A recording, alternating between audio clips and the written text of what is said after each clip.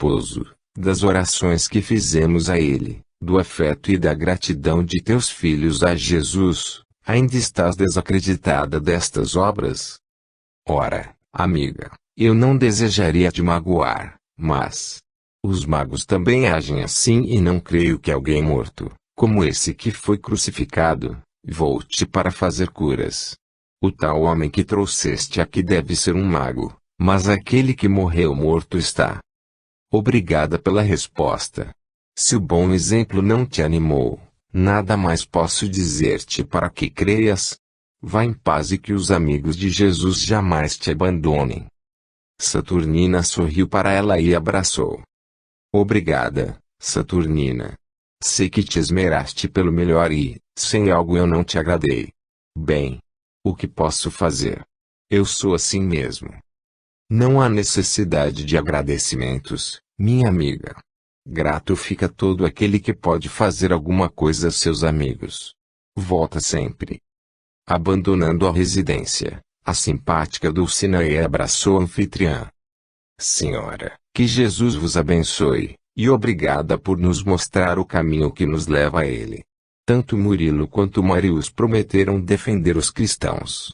A senhora jamais ficará abandonada, se a procurarem. Mas juro-vos que, se isso vos acontecer, não será por nosso intermédio. Beijou as mãos da anfitriã, que sentiu os olhos encherem-se de lágrimas, agradecida, e, depois, o mesmo fizeram os dois filhos de Veranda, que já aguardava na rua com o esposo. Os portões foram fechados quando a carroça e os cavalos deixaram a residência romana. Dias de suposta calma se passaram, mas com alta apreensão de toda a comunidade cristã. Saturnina continuava com as reuniões em sua residência, todavia, o clima de Roma era pesado e tenso, mas nada se falava sobre novos sacrifícios.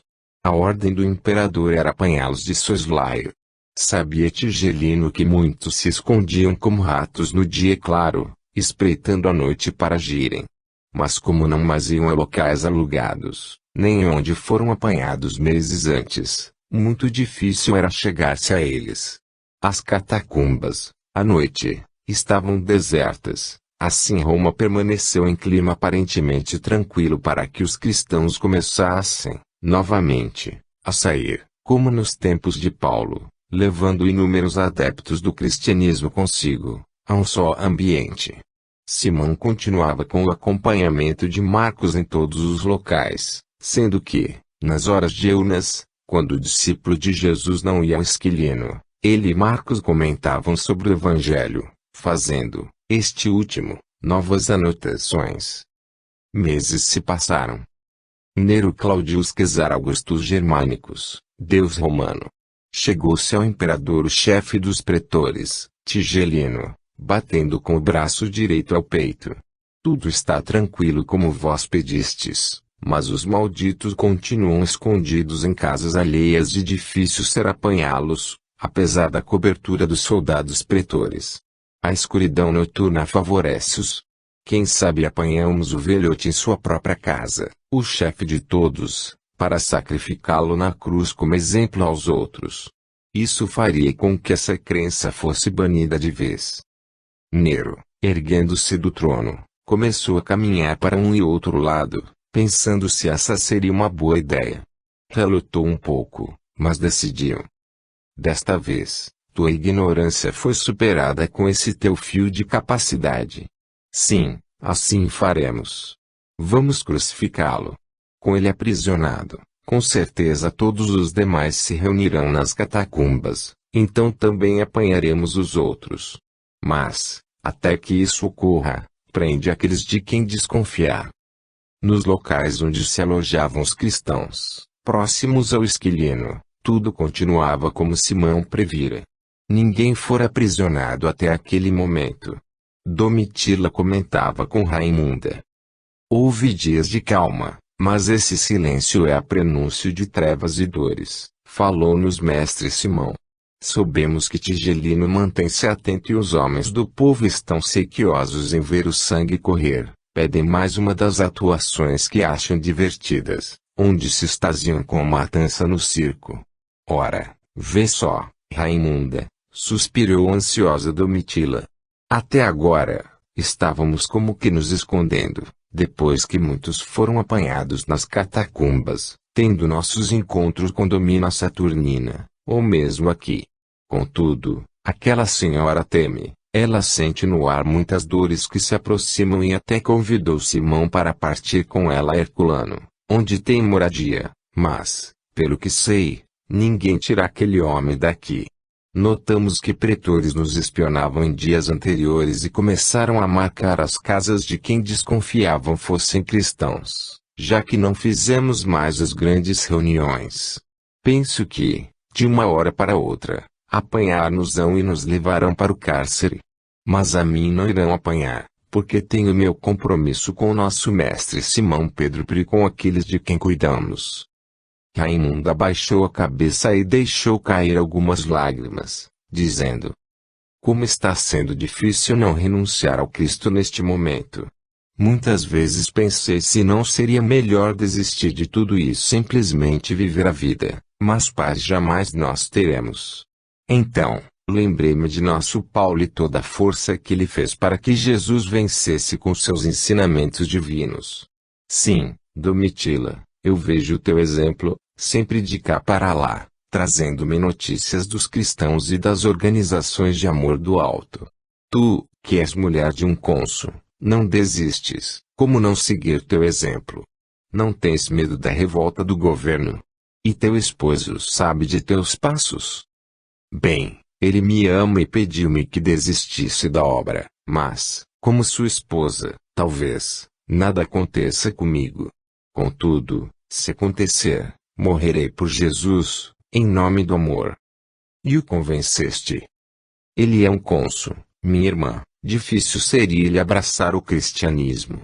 Mas, se eu for aprisionada, sei que ele me defenderá e, se isso for impossível, morrerá comigo.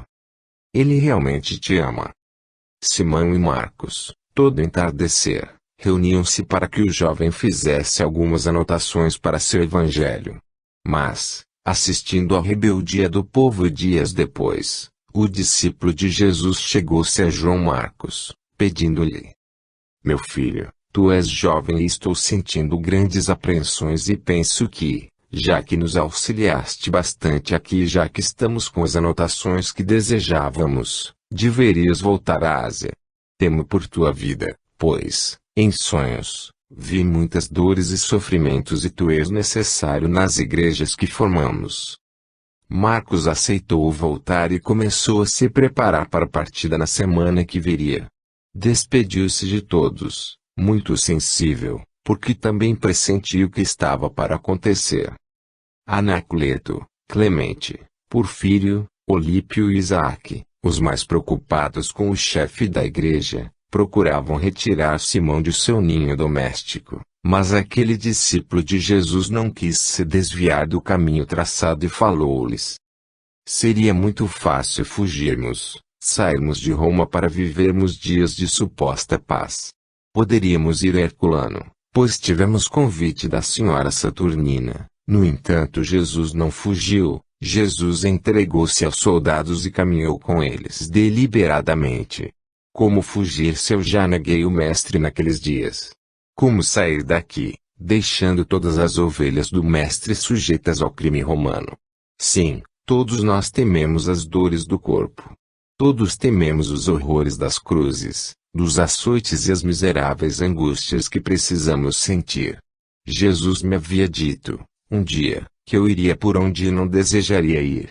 Portanto, amados, não temos outra escolha. Os dias de paz que obteremos serão aqueles que nossa renúncia por amor a Jesus nos trará. Hoje, estou pronto. Quando me apanharem, eu darei meu testemunho ao Mestre. Além do mais, eu acredito que nossos caminhos já estão traçados. Todos os cristãos daqui precisam de mim. Sei que meus dias estão findando, então, é necessário seguir com as soluções para quando isso se der. O que nos interessa é o cristianismo continuar a ser divulgado. Continuarei com minha família, na mesma casa onde estou. Continuaremos com a manutenção da casinha do Esquilino, que abriga velhos, doentes e o paraplégico avô de Catina, a jovem que perdeu a vida no massacre do circo, por amor a nosso Mestre Jesus. Seguiremos pedindo mantimentos e ervas medicinais. Simão Pedro, mesmo com seu corpo cansado e mais lento, andava entre os irmãos cristãos, sempre a pedir um pouco de alimento para aqueles necessitados. O amor ao próximo reclamava auxílio alheio. Não fora isso que Jesus pedira a ele. Se Tigelino viesse apanhar agora, que ele fosse levado cumprindo sua obrigação ao Mestre, a quem tanto amava. Sua idade não seria um empecilho para o trabalho de Jesus, com Jesus e para Jesus. Mas previa sua desencarnação e resolveu fazer sua última reunião. Dirigiu-se aos instrutores das diversas comunidades para reuni-los na moradia de Saturnina, a mulher da nobreza romana que ele admirava. Já havia vencido sua desconfiança pelas mulheres separadas. E quando a noite fechou com seu leque a escuridão das ruas, esses cristãos começaram a chegar, vindos em grupos. Saturnina recebeu-os de braços abertos. Simão Pedro, emocionado por achar ser a última vez que veria ali a face daquelas pessoas, iniciou sua última reunião. Irmãos, ave Cristo. Eu sou o caminho, a verdade e a vida, disse-nos o Mestre. Com isso, mostrou-nos que somente seguindo poderíamos ser felizes. Ninguém vai ao Pai senão por mim, falou-nos um dia. Essas palavras marcaram em nós a realidade da vida. Éramos de Deus, mas muito errávamos. No labor diário, jamais firmávamos, em nossa introspecção, sobre nossos erros e ações, mantendo em nosso pensamento que, se nos fizessem mal, deveríamos responder com o mal, como todos assim agiam. Então, vimos que não fazíamos o que o Pai nos havia pedido quando transmitiu a Torá para Moisés. E Jesus pediu-nos para amarmos a Deus, mas também o nosso próximo, e ele nos pôde abrir os olhos. Dessa forma, ensinou-nos o perdão, até em sua derradeira hora. Portanto, ele não veio para destruir a lei, mas para dar-lhe sentido. Se reconhecermos em Jesus aquele que nos levará para caminhos melhores, que nos ensina a amar para termos uma vida mais feliz, precisamos não desistir do cristianismo. Nesses tempos difíceis, necessitamos nos apegar mais às suas lições. Em dias de tristezas, lembrarmos que Jesus nos acompanha, pois com ele estaremos quando daqui partirmos. Portanto, nós, os cristãos, deveremos manter a calma e humildade, mesmo se ultrajados nas ruas. Chamar-nos-ão de covardes, mas o que isso importa? A demonstração de humildade não é um engodo. Um dia, as pessoas compreenderão isso. Se Jesus, nosso Messias, o Filho de Deus, foi, até seus últimos dias, humilde, lavando os pés de seus discípulos, por que nós não o seremos? Sinto como se o cerco se fechasse para nós, mas Deus, em sua infinita bondade, jamais esquece os filhos seus. O momento difícil se aproxima, contudo, lembremos que muitos cristãos já o atravessaram com fé, resignação e alegria. Jesus, que jamais nos abandonou, continua a nos mostrar os caminhos que serão necessários trilharmos para provarmos que o cristianismo está em nós, e transforma-nos, pouco a pouco, em pessoas melhores e seres mais altruístas. Isso está gradativamente nos acontecendo para, quando chegar o momento de nossa aprovação, estarmos prontos, como se vestidos com as roupas nupciais, como nos pediu ele ao nos contar a parábola do festim de núpcias. Seu amor é a fonte da água viva no qual aliviaremos nossa sede. Jesus não nos esquece, enquanto estamos descansando, somos ungidos na testa com eflúvios salutares, por seus amigos angélicos, para que consigamos adormecer tranquilos. Ele não nos abandona jamais, ao contrário, ampara, mesmo nos mais dolorosos momentos, aquele que o ama, amando também o seu próximo. Portanto, não temamos pelos que aqui ficarem, aqueles que acalentamos como o manto que aquece ao coração jamais serão abandonados pelo Pai. Temamos, sim, pelos que fecharam os olhos e também os ouvidos para não ouvirem essas lições de amor e os que, até agora, vibram com o sangue dos justos, que se derrama seguidamente nas arenas criminosas. Mas, mesmo a eles, o Pai dará novas oportunidades. Um dia, a chama de luz do amor, que agora ainda lhes está apagada, resplandecerá em seus corações. Portanto, em vez de odiá-los, usemos o perdão. O mesmo perdão que um dia Jesus disse a mim que deveria ser usado, 70 vezes 7 vezes, para cada ofensa. Isso porque nós, os cristãos, aprendemos que o amor ao próximo é a lei divina e o lume que dará claridade aos caminhos que palmilharmos. Lembrai-vos sempre de que os ensinamentos do Cristo Jesus precisam ser apreendidos. É o amor que vence e que ultrapassa os caminhos mais longos, que atravessa os oceanos e sobe, com sua luz vibrante e clara, transportando nossas almas às mais longínquas distâncias, direcionando-as ao céu luminoso e belo, onde Jesus nos espera. Então, Simão ergueu a cabeça aos céus e orou a Jesus, agradecendo por todos os dias em que ali estivera, por todos aqueles a quem teve a alegria de ensinar o Evangelho, por todos os sofredores que abriram seus olhos antes de irem ao circo, por ter tido a oportunidade de vir a Roma, mesmo na velhice, terminando. Irmãos, tenhais sempre em mente, amai-vos uns aos outros como eu vos amei. Nesse momento, a face séria de Simão Pedro se iluminou, firmando a fé nos companheiros cristãos que, nos dias anteriores, temerosos, lamentavam-se e, agora, formavam um novo estandarte de coragem e tranquilidade flamante. E a oração teve seu término, deixando, nos corações temerosos, a certeza de uma vida melhor nos braços da espiritualidade. Simão comunicou, depois, aos instrutores das várias comunidades, que todos deveriam ter o cuidado de se manterem afastados, o quanto pudessem, do Fórum Romano e se desviassem das aglomerações populares. Dessa forma, os ouvintes partiram com os pensamentos renovados e cheios de esperança. Simão os enchera de positivismo e confiança nos dias vindouros, porque a felicidade não estava ali, mas em um lugar de paz, sem ódio, sem lamentações, onde o amor sempre impera. No dia seguinte, à tarde, Horácio chamou a senhora Saturnina. Eu penso que devemos deixar tudo preparado para nossa partida a Herculano. Ouço que me mandam partir. Hoje, senhora. Seria bom se partíssemos logo. Sim, Domina. Sei que há muita insegurança em todos os lugares aqui em Roma. Quando está tudo tão quieto é aí que devemos nos alertar. O próprio mestre Simão nos confidenciou isso. Penso que o cerco está próximo a se fechar, contudo, lembrai-vos de que eu e Marconde teremos uma reunião com o nosso instrutor Porfírio na ponte, próxima daqui, à tardinha. Ele precisará saber que estamos partindo e, como pedistes, vamos perguntar-lhe se gostaria de ir conosco a Herculano.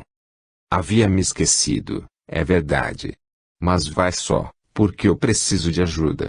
Marconde fica comigo. Aguardamos-te aqui enquanto vamos arrumando algumas provisões. Assim, quando chegar, estaremos prontos para a partida. Esther voltou e me auxiliará em minhas necessidades mais expressivas, inclusive as que se referem ao meu filho Lucas. Podes ir agora. Ave Cristo, Horácio. Ave Cristo, senhora, respondeu a Saturnino o amorável servo Horácio.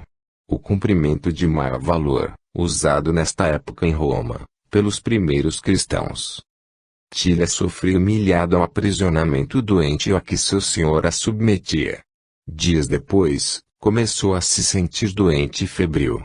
Vendo dessa forma, Demétrios buscou um médico, mas esse nada encontrou que pudesse diagnosticar como doença conhecida e, na saída, falou a Demétrios: vossa escrava está subnutrida e tem a doença da tristeza, e assim ela vai acabar morrendo. Tristeza pode matar. Vosso filho Demétrios Darius também a visita. Não. Só eu entro aqui. Deixo um eunuco em vigília, Ela não sai. Por que a pergunta? Bem, porque ela está esperando um filho. Terei um filho. Bem, desculpai-me a sinceridade, o senhor tem idade, e, por vossa idade madura, acho pouco provável que seja vosso. Demétrios franziu o senho e respondeu mal-humorado, louco como fera. O que estás querendo insinuar? E disse para si mesmo, ela é uma pecadora.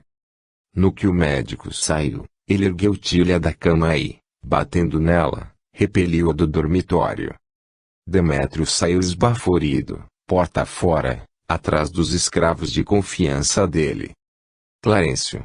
Vitório. Apanhar essa mulher e a colocar junto com os outros escravos. Os dois cristãos, de olhos arregalados, olharam-se e sacudiram a cabeça afirmativamente. Mas, enquanto apanhavam a pobre mulher, pensaram o que iriam fazer com ela. Demétrios saiu de casa para procurar por Demétrios Darius, seu filho, a fim de castigá-lo, achando ser ele o pai da criança. Clarencio, olhando para os lados para ver se estavam sozinhos, pediu a Vitório. Procura por Raquel enquanto auxilio Tília, que desmaiou. Temos encontro com Olímpio e lá saberemos o que fazer. Vitório, nós temos que levá-la daqui. Não podemos permitir que isso aconteça com a pobre Tília, implorou Raquel no momento em que ali chegava. Aqui, sabes que nem todos pensam como nós. Eles gostariam de se vingarem dela, ainda mais porque tem como usurpadora do espaço que podia caber a outras, neste belo palácio. Os homens que servem aqui comentam sobre a preferência que o senhor Demétrios tem por ela, não desejando mais nenhuma escrava aqui com ele, tratamento que acham lhe ser especial. Se soubessem o que ela já passou, jamais invejariam o lugar em que esteve até agora. Polinário, que ouvia atrás de uma coluna, chamou outros escravos, contando-lhes o sucedido. Ele vai levar Tília para longe. Não podemos permitir isso, já que está destinada a ficar em nosso meio. Além do mais, está na hora de entregarmos esses salafrários a Demétrios, para que ele os castigue. Filomeno ouviu o barulho e aproximou-se dos revoltosos. Querem Tília? Mas ela deve estar doente, caso contrário o senhor Demétrios não a abandonaria. Ele tem adoração por aquela mulher, meu amigo. Vai ver que Vitório e Clarencio foram imbuídos de colocá-la, quem sabe, no Vale dos Leprosos. Vi-a desmaiada e cheia de manchas, tal qual a esposa que perdi. Deixai-os, isso é melhor para nós. Os escravos, que se armavam com paus e pedras para atacarem os dois fiéis auxiliares de Demétrios, pararam e, num ótimo, colocaram as armas no chão. Mas Polinário empunhou um bastão e disse, autoritário: eu vou, ninguém me segue. Ela pode estar com lepra. Eu não vou atrás deles, argumentou um. Eu também não, afirmou outro. E, assim, nenhum deles quis seguir Polinário, que repensou e lembrou que ouvira as últimas palavras do senhor Demétrios quando chamou por Vitório: não quero mais ver essa mulher aqui. Então, decidiu. Certo. Mas vamos esperar o senhor chegar para nos vingarmos desses salafrários, já que a maid sumiu naquela noite e não tivemos ninguém mais que os espionasse. Na realidade, a maid tinha sido aprisionado como cristão no portão da casa de Olímpio, onde fora visto, e pessoas confirmavam ser o lugar de encontro dos adeptos do cristianismo. Agora, estava metido na prisão, aguardando a morte. Não adiantara gritar, implorar dizendo ser o contrário ou coisa singular. Para os romanos, a maid mentia e mentia pesado, só para escapulir do sacrifício. No princípio, ele rebelou-se, chorou, debateu-se, mas depois, no espaço reduto onde eram aprisionados os que amavam o Cristo, o homem começou a prestar atenção aos ensinamentos do Evangelho, mesmo afastado de quantos ali se reuniam em oração, e simpatizou com aquele homem que somente viera para ensinar o amor a Deus e também ao próximo, Jesus. Assim, tornou-se, no momento extremo, um penitente e amigo do mestre. Aceitou o abraço dos irmãos que tentavam, desde o princípio, acalmá-lo e ali fez muitas amizades. Aprendeu a perdoar, coisa que até aquele momento não admitia, pois era do credo olho por olho, dente por dente. Demétrios encontrou-se com o filho e pediu-lhe que o seguisse sem demora, puxando pelo braço. Vem, Demétrios Darius, precisamos falar, seu bastardo. Embebido em álcool, quase caindo, andando até a moradia, o pobre rapaz ouviu sem quase prestar-lhe atenção. Então, admites? Inquiriu o pai. Eu. Admitir o quê? Admites ter estado contigo e ter feito nela um filho? Eu? Ora, mas que bobagem, meu pai. Estás brincando comigo? Vamos, diga, quero que jures pela alma de tua finada mãe. Mas como eu entraria lá se ela está sempre com o vigia eunuco, a pobre mulher? Demétrios bateu-lhe na face e, irritado, falou. Quem quer entrar sempre dá um jeito. Entraste lá, crápula. Antes pudesse. Ela é tão linda, quanto boa e pura. Mas vós, meu pai, vós, disse, sorrindo, sarcástico, estáis sendo o veneno que se lhe coloca na boca. Como podes falar assim de teu pai? Não enxergais nada, não é? Só vosso ciúme comanda vossa mente e não vedes o mal que fazeis essa pobre mulher. Como ela poderá vos amar? Sois o seu verdadeiro carrasco, porque quem ama não faz o que praticais. O velho sentou-se em uma pedra, baixando a cabeça, e ouviu o filho continuar. O filho que ela espera é vosso. Jamais alguém adentrou naquele cárcere em que a colocastes. Mas, com a minha idade eu poderia, meu filho. E por que não, meu pai? Casos, não raros, já se ouviu sobre crianças de pais endurecidos nos ossos e na carne, velhos, em outra expressão. Cala-te. Se assim, a estas horas ela. Oh, o que fiz eu? Tilha. Saiu preocupado em retorno ao lar. Polinário e os outros escravos viram o pai de Demétrios Darius entrar nervoso e irritado, até encontrar Filomeno na porta de entrada e implorar-lhe. Chama Tilha. Onde está Vitório? Vitório e outros, penso eu, levaram-na ao leprosário, confirmou temeroso. Como? Leprosa. Nisso, aproximou-se Polinário, imaginando exaltar o ânimo do patrão contra o grupo que odiava, mas, vendo a sua preocupação com Tilha, achou melhor dizer-lhe. Bem, patrão, os únicos que tiveram coragem de levar a leprosa foram Vitório e Clarencio. Penalizadas, Raquel e Silvina foram para ajudá-la, mas penso que o senhor não deveria aceitá-los mais quando aqui voltarem. Poderão infestar a todos. Como descobriram a lepra nela? As marcas roxas, patrão. As marcas da morte. Filomeno os viu de perto. Demétrios, naquele momento, não se deu conta de que batera em Tilha e baixou a cabeça. Pensou que talvez por isso o médico havia lhe dito que ela acabaria morrendo. Perder tantos escravos de uma vez só? Sim, não voltaria a seguir a mulher que tanto amava, e também tanto ódio lhe causava. 16. A hora do testemunho. E vos acontecerá isso para testemunho. Jesus, Lucas, 21:13. Tilha e Demétrios traziam vasta carga de desacertos, entre os espaços contidos na eternidade. Foram necessários 300 anos para que esse encontro, sempre temeroso e protelado por ela, fosse concluído agora, tudo por uma existência anterior, quando ela fora a soberana e um escravo que se sentira amaldiçoado, passando pelas maiores humilhações e os maiores sofrimentos em suas mãos. Até aquele momento, não era amor o que ele sentia por ela, mas atração pelo reajuste, o olho por olho, vindo a procurá-la como a procurou e maltratando-a daquela forma. Era angústia para concluir o acerto de contas, mas também a ocasião para o amor ao próximo. Isso porque, em suas vidas sucessivas, ela, arrependida, fora admiravam no que diz respeito à caridade.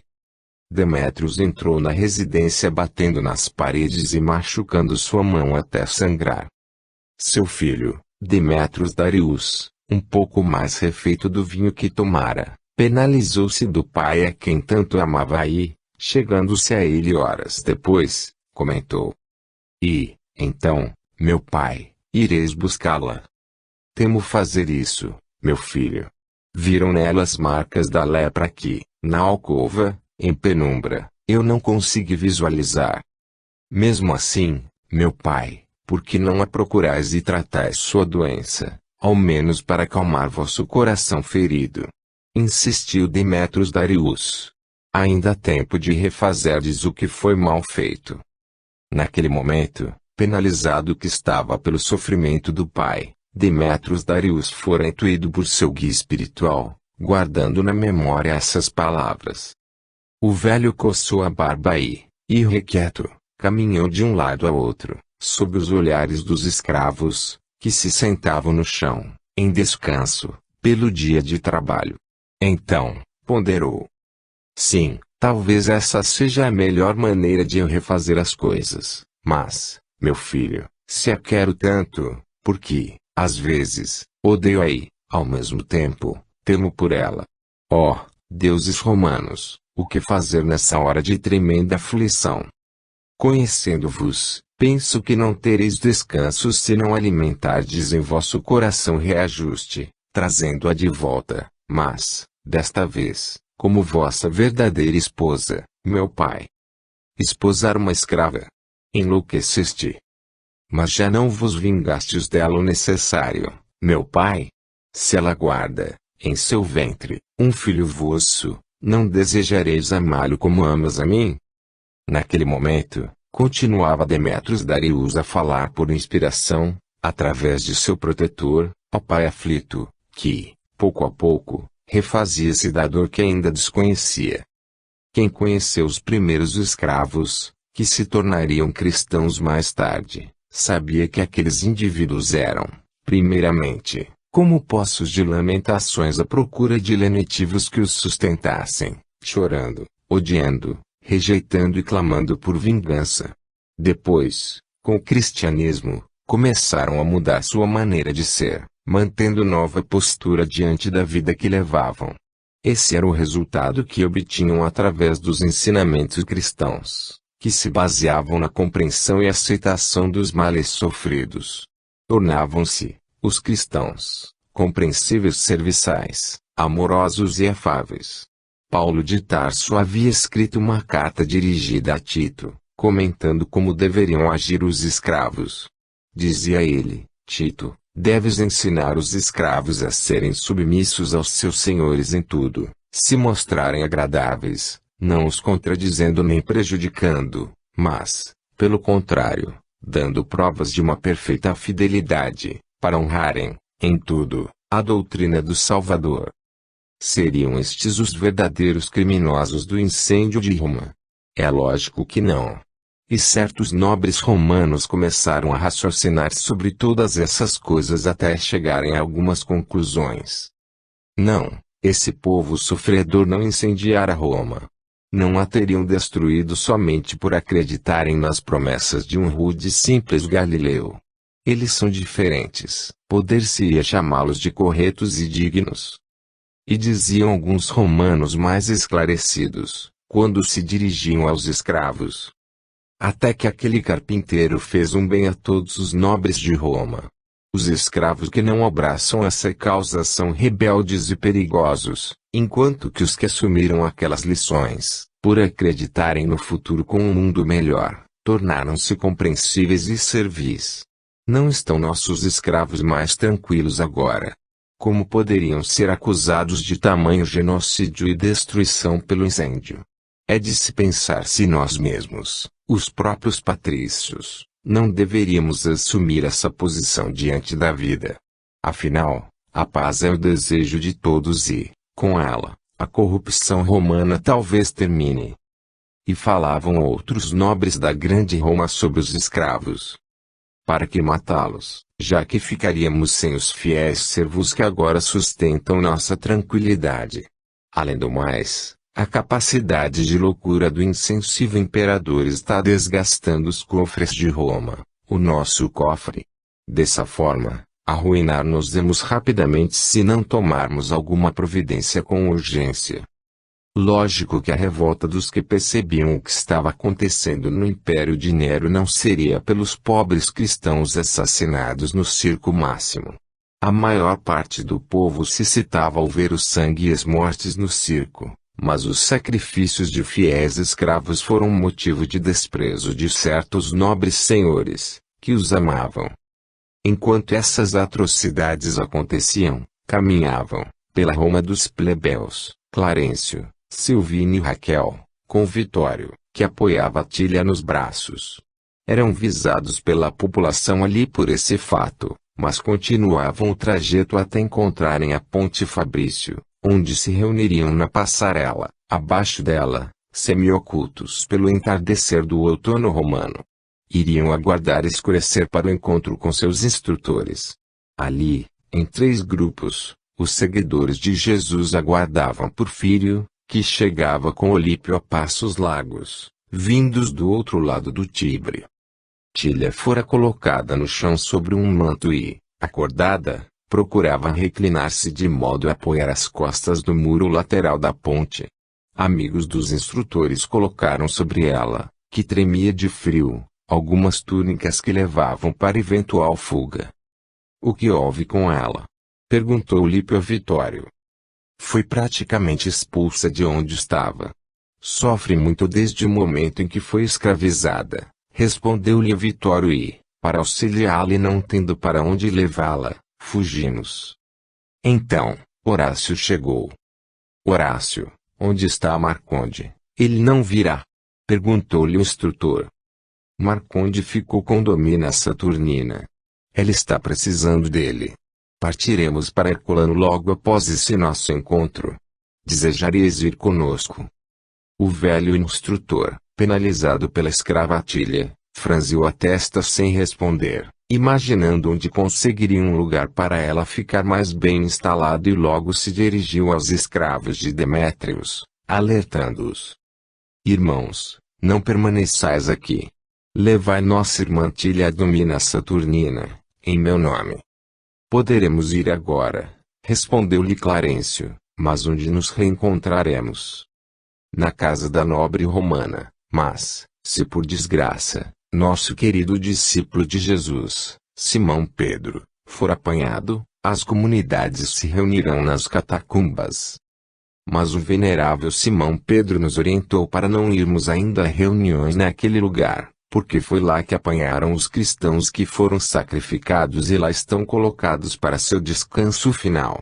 É isso que eles querem, que nos reunamos para apanharem muitos de uma vez só, lembrou Silvina. Sabemos disso, mas temos de correr o risco. Novos atentados virão e deveremos estar preparados. Ninguém nos encontrará lá se ninguém abrir a boca. Está bem. Então, vamos levar Tília agora. Até breve, falou Clarencio. Raquel ponderou. Clarencio, nós te aguardaremos aqui. Melhor seria se fossem todos juntos, também para saberem sobre a situação de Tília. Lembrai-vos de que a Domina está preparada para partir, concluiu Olípio. Nos encontraremos daqui a 2 dias, aqui mesmo. Ave Cristo. Os servos de Demétrio se foram e, ao atravessarem a ponte, viram soldados que andavam rapidamente para onde estavam os amigos cristãos. A guarda de Nero, atraída pelo testemunho dos revoltados Filomeno e Apolônio, escravos de Demétrios, desceu rapidamente as escadas laterais da ponte e cercou os cristãos. Saindo Romero Drusco da residência de Saturnina, pôs fora avisá-la das próximas buscas aos cristãos, já que ela tão gentilmente abrigara o amigo Petrulio nos meses anteriores. Avistou Raquel e os servos amoráveis de Demétrios com Tília nos braços. Sem nada comentar com eles, fez com que entrassem na casa da matrona, e, ao virar-se, viu a guarda pretoriana vir da ponte com os cristãos que foram apanhados. Horácio seguia à frente. Reconhecendo-o como servo de Saturnina, apiedou-se dele. Ave César, cumprimentou Romério a guarda pretoriana, batendo no peito com o braço direito e pedindo que parassem. Ave César, centurião. Aonde levais esses prisioneiros? Ao cárcere, são todos cristãos. Mas, pelo que eu sei, esse, discorreu, apontando para Horácio, não deve ser cristão. Mas ele estava lá. És cristão ou não? Perguntou-lhe o soldado. Sim, eu sou, podeis me levar. Assistindo o olhar de paz, como em exaltação por afirmar que ele era, sim, um cristão, Romério fez sinal afirmativo com a cabeça para que o tribuno o levasse. Horácio lançara-lhe um olhar de júbilo, apontando com a cabeça para a casa de Saturnina, como a pedir ao centurião que avisasse, porque agora faria seu testemunho de amor ao Cristo. Romério aguardou a tropa passar e, quando estavam distantes, adentrou na residência de Saturnina. Assustadas e chorosas, Raquel, abraçada a Silvina, olhava para o centurião, e, no seu olhar, havia toda sua gratidão. O centurião levou-os para dentro da residência, enquanto Clarencio colocava a tilha entre os lençóis macios da Patrícia, conforme o desejo da mesma. A dona da casa, sorridente, mas com graves marcas de preocupação na face, recebeu a todos com carinho. E, admirada pela atitude do centurião romano, perguntou a ele: Romério Drusco, se sois um soldado, por que agis assim, meu irmão? Pelo próprio coração, senhora, pelo próprio coração. E continuou: apanharam, há pouco, alguns cristãos, senhora. Ela ergueu-se e, testa franzida, perguntou-lhe: Horácio estava com eles? Sim. Perdoai-me, senhora, não sabeis o quanto sinto. Baixando a cabeça, respondeu-lhe. Saturnina olhou, entre assustada e triste, e rematou: Bem, infelizmente não podemos partir sem saber de Horácio. Amanhã mesmo, tomarei algumas providências. Ela estava com as carroças prontas para partirem, mas pediu, para os que a iriam acompanhar, que descessem das carroças e entrassem na residência. Todos estavam preocupados. Esther chorava. Foi, então, que Vitório lembrou-os de orar. Em círculo, ajoelhados no piso de mosaico do átrio, todos oraram, pedindo a Deus o auxílio, e que Jesus estivesse com aqueles cristãos que foram apanhados, sem terem notícias ainda de Simão Pedro. No dia seguinte, bem cedo, a bela matrona pediu para Romério acompanhá-la ao Senado, já que lhe fora até um amigo. Sabia que Petrolio Alexus, o pai de Dulcineia, poderiam ajudá-la, se estivessem ali por perto. Imaginava que, não só ela, mas alguns nobres romanos, também estariam pedindo por seus mais fiéis escravos. Saturnina, não encontrando nenhum dos dois conhecidos, foi acompanhada pelo próprio centurião ao cárcere e, com Esther, que pedira à senhora publicamente que deixasse ir, por amor a tudo que lhe era importante, a senhora da casa notou que algo mais brotara no coração da reservada serva, que jamais dera demonstrações de amar aquele escravo. Chegados ao cárcere do Esquilino, como estavam acompanhados pelo centurião, entraram no local úmido e fétido, procurando, entre os colhidos pela guarda romana, os amigos do coração. Quando chegaram à cela em que estava Horácio, viram com ele Porfírio e Olípio, os dois instrutores, que tanta falta fariam ao cristianismo, além de outros homens e mulheres. Enquanto que algumas mulheres apegavam-se às grades, implorando para sair da prisão e voltar para casa, para estarem com seus filhinhos necessitados, os homens sentavam-se, contraídos e resignados da desgraça que lhes ocorrera. Sabiam que Nero jamais voltaria atrás.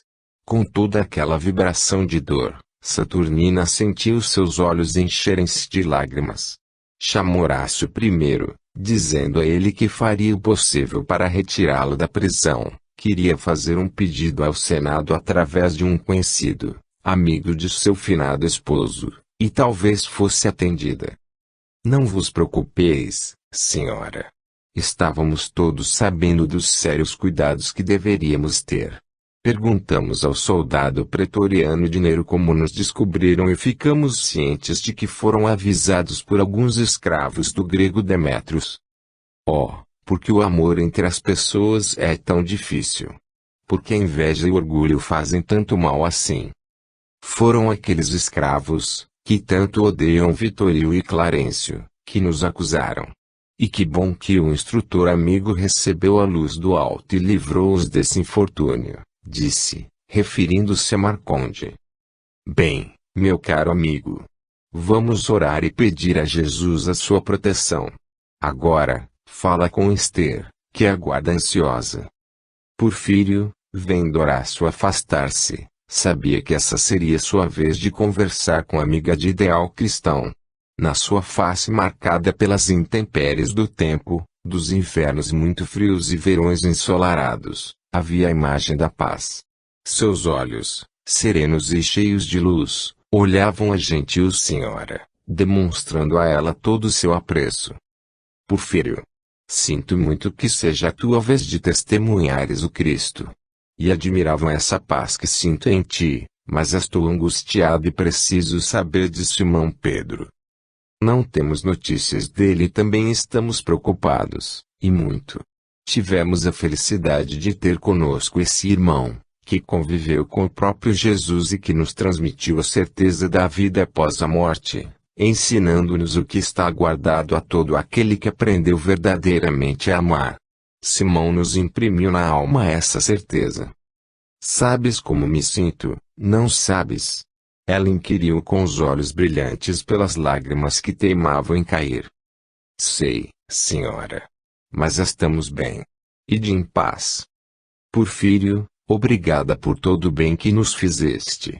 Jesus já está contigo. Ele está conosco em nosso coração e estará sempre convosco também, senhora. Acompanhará vossos passos, e ao pequeno Lucas, aonde fordes. Saturnina baixou a cabeça e, ao reerguê-la, não sustentou as próprias lágrimas. Precisamos orar. Vou procurar ter notícias de nosso benfeitor, mas volto para me despedir de vós. Vou ver se consigo fazer alguma coisa em favor de todos. Ah, senhora! Teremos otimismo e confiança, porque sabemos que Mestre jamais nos abandonará. E que seja feita a vontade do Pai. Enquanto Saturnina despedia-se do amigo, Esther, distante dela, segurava chorosa as mãos de Horácio. Por que tanto choras, minha amiga? Soubeste, porventura, de meu sentimento por ti todos esses anos em que estamos juntos. Eu vos amo, Horácio. Queria dizer-vos isso antes de. Nossos corações se conheceram muito cedo, mas, só agora, tiveram a coragem de se revelar. Como vou viver sem vossa presença? Sem ver vossa face sorrindo com toda a ternura para mim? Eu, que nunca tive nada, só a vós amei. Oh, por quê? Dizia-lhe Esther. Tu também foste o meu único amor, Esther. Mas deves aprender a viver sem mim. Se eu me for antes, esperar-te-ei ao lado de Jesus. Esther, alertou a Romério, nós temos de ir, não se admitem visitas muito longas aqui. O guarda Cássio está com a cara fechada, espreita nossas conversas, e a senhora Saturnina já está te aguardando. Parece faltarem as forças. Não conseguirei ir sem Horácio. Não, meu amor, tu conseguirás, porque, mesmo desaparecendo meu corpo, estarei sempre contigo. É uma promessa que te faço, firmou o servo com voz imperiosa. Vá em paz. Assim, apoiada pelo centurião Romério, Esther, muito chorosa, deixava a prisão com sua senhora, permanecendo, naqueles corações, um profundo pesar. No mesmo dia, à tardinha, a nobre romana foi procurar por Petrolio, Mas este estava em missão militar e demoraria meses para voltar. Então, lembrou-se do pai de Dulcinea. Ele fora seu amigo e admirador na juventude e, mais tarde, amigo de seu esposo. Romero não pôde acompanhá-la, mas ela foi com Marconde e Esther até a bela residência recém-reconstruída, depois do grande incêndio de Roma.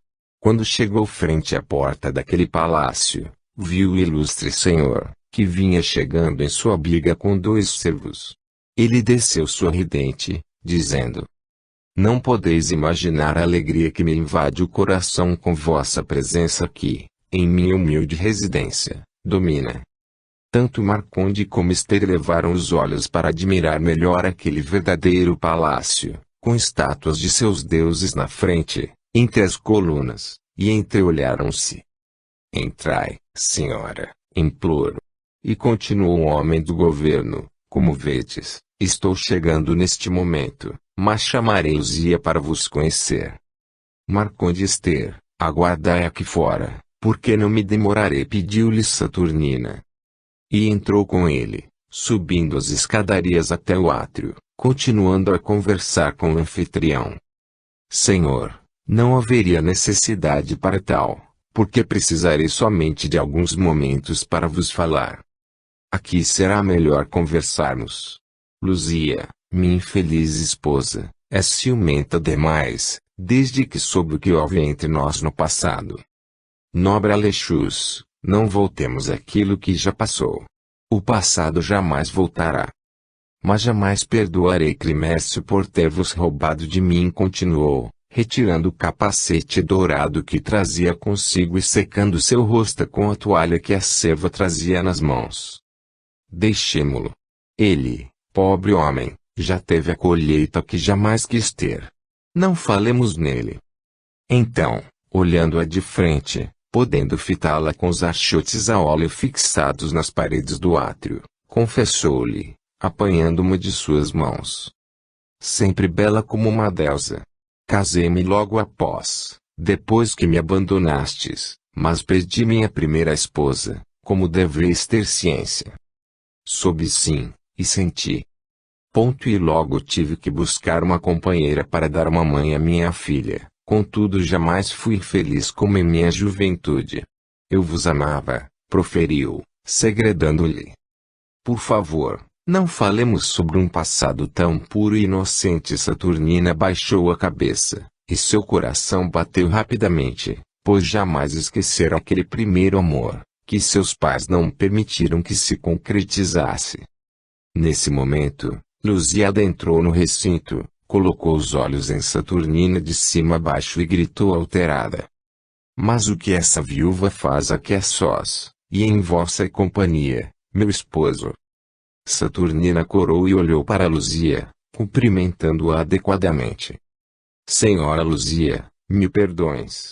Necessito de um favor de vosso esposo, se assim permitirdes", implorou. "Se for só isso, está bem, mas não me moverei daqui." Voltando-se novamente para o político, a Patrícia implorou-lhe: "Necessito vossa colaboração para a soltura de cidadãos aprisionados." "Farei o que estiver ao meu alcance." "O que eles fizeram?" "Foram aprisionados por Tigelinus, o chefe dos pretores do imperador." "Qual o delito?" "Não cometeram nenhum delito, somente amaram. Amaram e ensinaram a amar a um só Deus." "Já sei. Eles são cristãos, Alexus."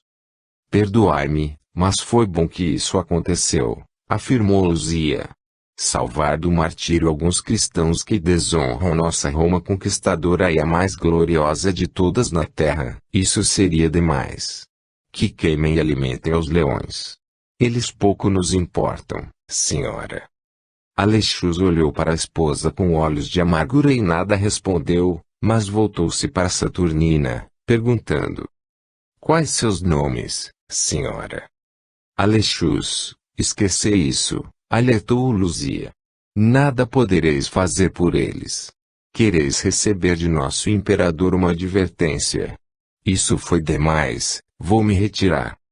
Alexu suspirou profundamente e sorriu para Saturnina, pedindo a ela que Luzia fosse perdoada.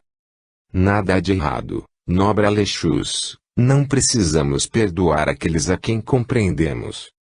Sois uma patrícia formidável, afirmou um homem, pegando-lhe agora as duas mãos e elevando-as aos lábios, mas logo soltando-as, pelo olhar recriminativo de Saturnina. Por favor, Alexus. Não.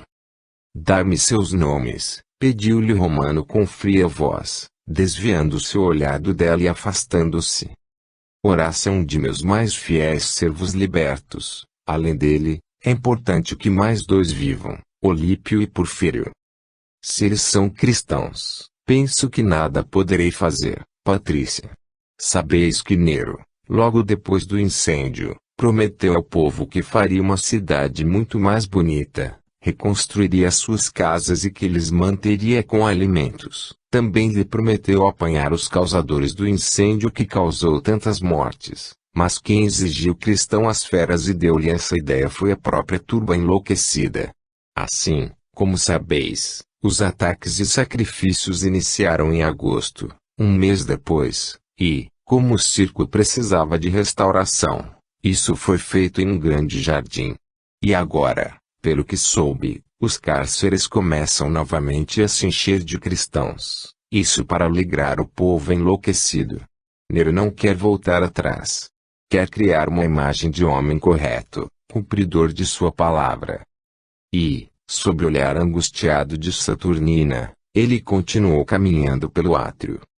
Cá entre nós, tudo nele é teatro. Acha-se um grande artista. Estamos nos envolvendo. Parou de falar o que iria dizer, porque olhou para Saturnina e viu-a cabisbaixa. Então, aproximou-se dela novamente e, com sua mão, elevou o rosto da mulher que tanto amara, confirmando: farei por vós o possível, senhora. Obrigada, senhor. Perdoai-me este pedido abusivo. Jamais me peçais perdão, Domina. Agora, se podeis me ouvir, dou-vos um conselho, ponderou, aproximando-se mais dela para lhe sussurrar: ide com os vossos a Herculano. Fugi daqui, eterna amada. Sei que sois também cristã e, se ficardes, outros vão perecer, os que dependem de vós, porque imagino que Nero não está apanhando ainda os nobres romanos. Obrigada, nobre amigo. Assim o farei. Ave, Alexus. Alexus sorriu-lhe, ainda comentando: tendes aqui um amigo que procurará fazer o possível por vós e vosso filho. Tigelino, sempre à caça de cristãos para as festividades, aguardou o momento para cumprir seu plano, prendendo Simão Pedro, e isso aconteceu na própria casa do apóstolo, em uma madrugada. Simão, mesmo sentindo ali o choque terrível da vibração contrária ao amor no coração sensível, entregou-se, colocando as mãos à frente para ser amarrado, erguendo o pensamento a Jesus e, com júbilo na alma, relembrando suas palavras: crês levar-te-ei onde não queiras ir. Sabia que agora daria o seu testemunho de amor a ele. Desta vez, não o negaria, queria ser reconhecido pelo amado mestre, demonstrando-lhe não ser mais aquele pescador frágil, mas o discípulo de sempre, que adquirira a fortaleza, com a maturidade do verdadeiro apóstolo, que agora sabia amar. Enquanto os estavam amarrando as cordas, ele se reportou mentalmente à Galileia distante, relembrando, naquele mundo de paz, o convite que o mestre lhe fizera para segui-lo. Os encontros ao pôr do sol, em sua casa, quando sua doce voz os ensinava sobre a boa nova, os passeios e conversações na barca, a palavra doce de Jesus naquele colóquio diante do lago Tiberíades, quando lhe perguntara, por 3 vezes, se ele o amava. E ali, agora, Simão mentalmente respondia-lhe: sim, mestre, eu te amei por todo esse tempo. Em cada face triste, lembrava-me de ti; em cada irmão enfermo, lembrava-me do desabrochar de teus lábios em radiante sorriso, quando os vias serem atendidos por nós. Agi como desejavas, não abandonando nossos irmãos necessitados, Procurei acolher a todos no meu regaço, por todos esses longos anos. Sim, mestre, eu te amei por todos esses longos dias. Nos momentos de preocupação, nos de dor, mas também nos momentos alegres, tua imagem serena sempre estava comigo. Sim, mestre, eu te amei. Sará também foi aprisionada e Simão se condoeu. Sabia que ela amava o mestre,